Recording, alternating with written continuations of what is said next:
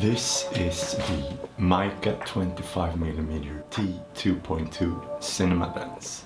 In this review I will be giving my general opinions as well as comparing it to the Samyang / Rokinon 24mm T1.5. But starting off, it's hard to talk about this lens without addressing the similarity to the Veydra mini primes. I don't own any of those lenses, but I'm very curious to see how they match up.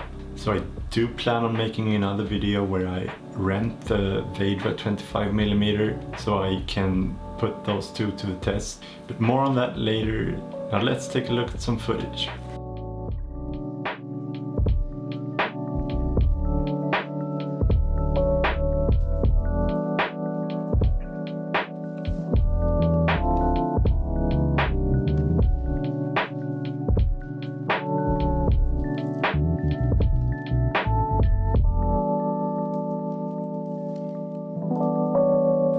Bringing it over to the comparison, I will say the Samyang 24mm stands out as a particularly bad lens, wide open, in the Cine DS line.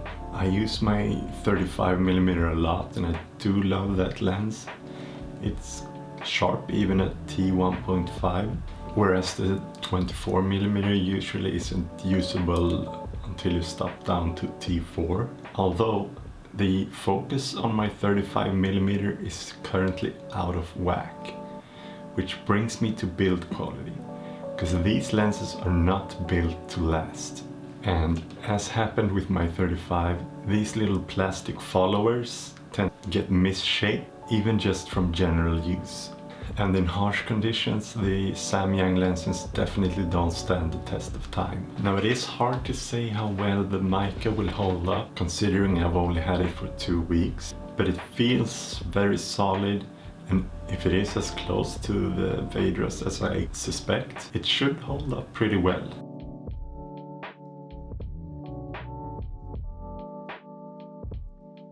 The Meike has a great distance between the faster apertures, whereas the Samyang has a declicked photography aperture, which makes it quite easy to open up too wide, and that can often be an issue since most of the Samyangs don't perform well wide open. The Samyang has a focused throw of 150 degrees, whereas the Meike has a throw of 300 degrees, which makes it necessary to use some sort of follow focus system.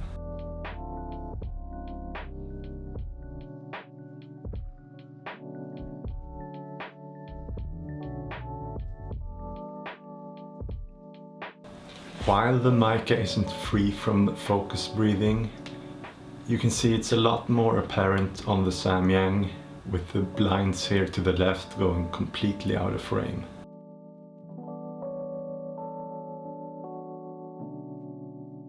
Looking at a more practical test, the Meike performs really well wide open, whereas the Samyang just looks ridiculous at T1.5.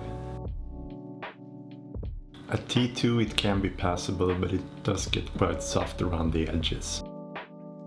Overall, I'm quite happy with this lens. It has an all aluminum housing with great smooth focus and aperture curves. It's quite sharp even at T2.2. It does suffer from severe chromatic aberration when shooting in areas of high contrast, which is hard to avoid when filming in the snow. So I do think this is as bad as it's gonna get. And I found it quite easy to clean out in post, especially considering the lens's sharpness. Since the Samyangs are just reworked photography lenses, they essentially just look like cinema lenses, whereas the Meike looks, works, and in some ways even performs as a cinema lens. Now it's hard to give them credit for that, since they essentially just seem to have taken the blueprints from Veydra. So, do I recommend it? Well, absolutely.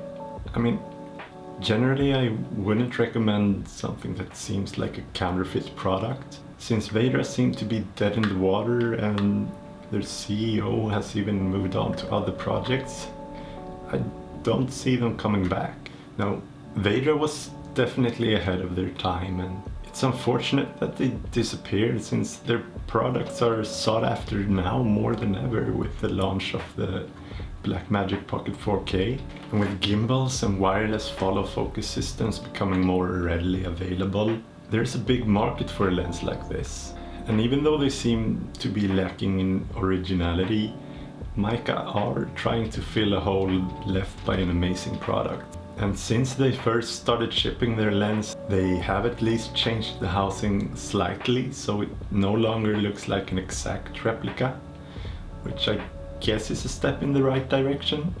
And they have said that they will release a 16, 35, 50 and an 85mm in the future. So I do look forward to trying those out too. So I hope you found this video helpful. If you have any questions, feel free to ask.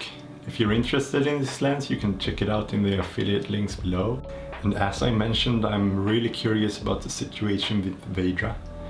So I plan on going more in depth on that in my next video. So if you have any information on that, please hit me up. Otherwise, consider subscribing and stay tuned. Now, this was my first video of this kind, so I really hope you enjoyed it, and I hope to make more in the future. So have a good one, and see you later.